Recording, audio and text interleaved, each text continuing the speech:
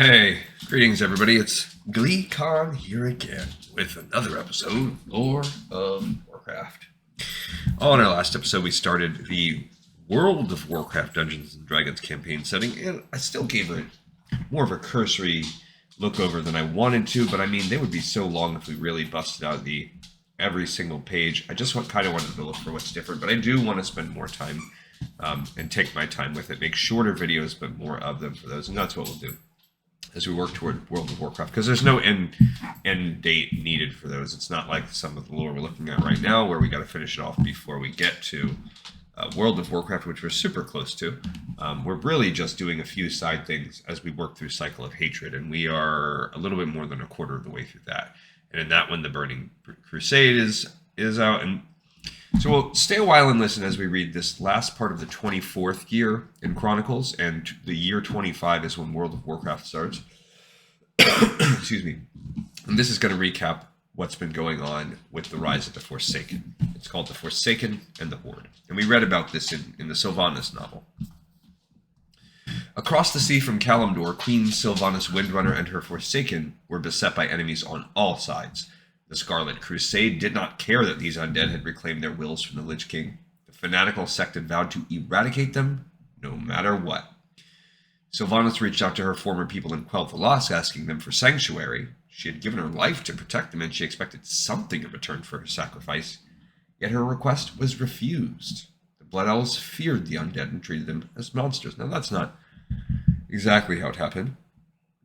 It seemed, when we read it the first time, that first, she was too afraid to ask for help, too ashamed, too afraid, whatever. And then second, they kind of gave her a maybe at first. So that's kind of more how it went down. Growing more and more desperate, she sent ambassadors to both the Alliance and the Horde. Her emissaries to the Alliance never returned. Sylvanas suspected they hadn't survived long enough even to make it past the gates of Stormwind City. The first sign of hope came from an unexpected place, the Tauren. An Archdruid named Hamul Rune Totem looked past the undead's monstrous exterior and believed that they could be redeemed and revived, perhaps not physically, but spiritually. He brought the Forsaken ambassadors to meet with Cairn Bloodhoof, High Chieftain of the Tauren tribes, and Cairn agreed that the undead should be given a chance to thrive. Thrall invited Sylvanas Windrunner to Orgrimmar. He had sympathy for her followers. The Orcs had once been corrupted as well, and that had been a hard legacy to overcome, but he also recognized the strategic value of the Forsaken. They lived in the ruins of Lordaeron. The city would be a valuable foothold in the Eastern Kingdom should the Alliance ever provoke war again.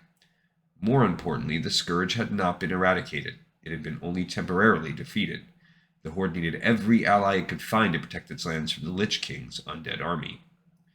After much consideration, Thrall made his decision. The Forsaken were allowed into the Horde. And there they remain.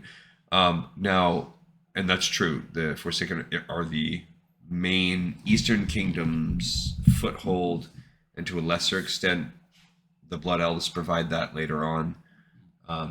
So we don't have the Kaldorei officially joining the Alliance yet, so that's interesting. We still also have the gnomes to get into the picture, so I'm guessing that's going to happen even closer too. So we do have the Horde in its classic form. We have the Tauren, we have the Orcs, we have the Darkspear tribe of trolls, and now we have the Forsaken, so they're ready to go. We do have the dwarves and the humans. The Kaldorei and gnomes are in existence, but they haven't officially. The gnomes are technically part of the Alliance, but they haven't been brought back into the fold yet. All right, so I thank everybody so much for watching, for listening. As always, I hope you learned a little bit. I hope you enjoyed it. It's a recap of what we already knew, but these Chronicles are cool. I really like them. Thanks, everybody. This episode, in the pipe. 5x5.